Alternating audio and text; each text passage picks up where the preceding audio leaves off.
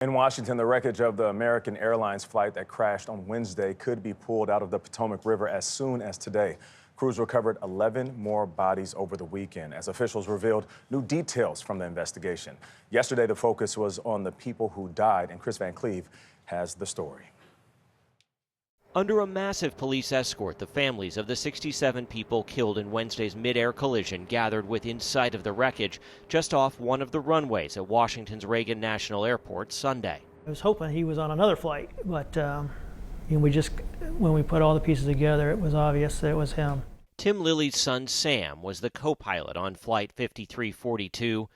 He was engaged to be married. I want to thank the first responders that got out there in the night with the water that was freezing and the people that they were pulling out that were, they were just trying to recover our loved ones for us. Crews spent the weekend positioning cranes and other key equipment to begin removing the wreckage. Our goal is to really lift as much as we can, given the fact that we are also accounting for the human remains component. 55 bodies have been recovered as NTSB investigators say black box data indicates the airliner was flying at around 325 feet ahead of the collision. That's well higher than the 200 feet set by the FAA for helicopter traffic in that area. According to the NTSB, the airline pilots appeared to pull up about a second before the crash, and investigators are working to understand if the air traffic controller's screens were providing the helicopter's actual altitude leading up to the collision. From tragedy, we draw knowledge to improve the safety for us all.